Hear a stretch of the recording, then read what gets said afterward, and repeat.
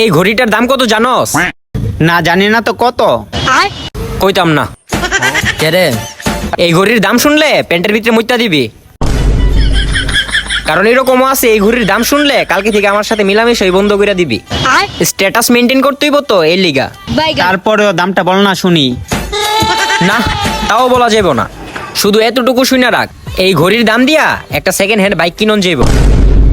খেলনার বাইক। ও আচ্ছা, বুঝছি, এত দাম। এই ঘড়ি বানাইতে গিয়া স্বয়ং কোম্পানি দেউলিয়া হয়ে গেছে গা।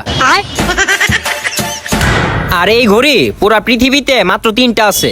একটা হইছে আমার কাছে, আরেকটা হইছে কোম্পানির কাছে, আরেকটা হইছে লিওনেল মেসির কাছে। কি? লিও মেসি ফুটবল যে খেলে? ইয়েস ব্রো, আমার ছোট ভাই অত্যন্ত ভালো ফুটবল খেলে, এজন্যই ভালোবাসা নাম দিয়েছি মেসি। হ্যালো মেসি, কিরে কি করস? আব্বু আম্মুর শরীর ভালো আছে? হ, পড়ালেখা ঠিক মতো করিস, আর ঘড়িটা ঠিক মতো পৌঁছেছে তো তোর কাছে? ফুটবল খিল্লা টিল্লা হাত পা কিন্তু আবার ভাঙ্গিস না, পরে আবার হসপিটালে যাইলে ফুটবল টুটবল খেলতে পারবি না। এই ঘড়ি হাতে পড়লে মানুষের আইকিউ একদম বাইরে যায়, একদম 100 পার হয়ে যায় আইকিউ। তাই নাকি? হ, বিশ্বাস না হলে একটা অঙ্ক দূরে দেখ। তাহলে 3-এর ঘরে নামাতো কত? 3-এর ঘরের নামাতা 3 একে 3, 3 দুগুণা 6, 3 নং 7, 3 নং 7। তোর বেড়া এই সহজ প্রশ্ন করে কেউ?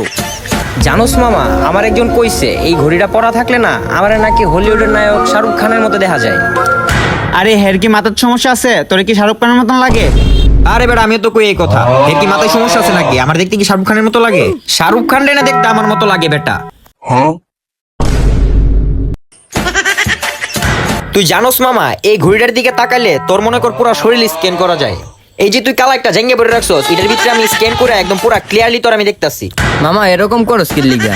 তুই তো জানোস আমার একটাই জায়গা। এক বেড়া, তোর লগে কথা কই মজা নাই। এই ঘড়ি পরা পিক দেখা 5টা মাই আমার মেসেঞ্জারে নক দিছে, আর বলছে ইনবক্সে ছবি পাঠায়েন না। এই ঘড়িটা এত কুল, এই ঘড়িটা মরুভূমির বালুতে লাগাইলে একদম পুরা বালু বরফ হয়ে যায়। এই ঘড়ি দিয়া আমি স্পষ্ট দেখতে পারতেছি তোর পকেটে কয় টাকা আছে। বলতো তাইলে কত টাকা আছে? দাঁড়া 1 মিনিট, তোর পকেটে 1 টাকাও নাই। হ, তুমি আমার বাল জানো, আমার পকেটে 20 টাকা আছে। কতদিন ধরে তোর থেকে আমি 20টা টাকা খুঁজতাছি, 20টা টাকা পাই না তোর থেকে আমি। দেখছস, এটা হইছে এই ঘড়ির পাওয়ার।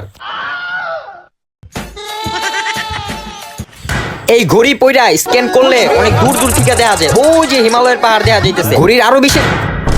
হে বেটা, কালকে কালি ঘড়িটা কিনে আনছি, এখন পর্যন্ত ঘড়ির স্টিকারটা খুলছি না। ঘড়ি দে আমার। হ্যাঁ, একটা ঘড়ি কিনছিলাম রে। ঘড়িটা পরার পরে 3টা ডিরেক্টর আমাকে কল দিছে। সব জায়গা থেকে নায়িকা পার্টের জন্য কল আসতেছে আমার। ঘড়িটা পরার পর সালমান খান আমাকে কল দিছে ওর সাথে একটা মুভি করার জন্য। কিরে হেরা ওইটা গেলি গা কিলিগা? ভাই নেরা বেলতলায় একবারই যায়।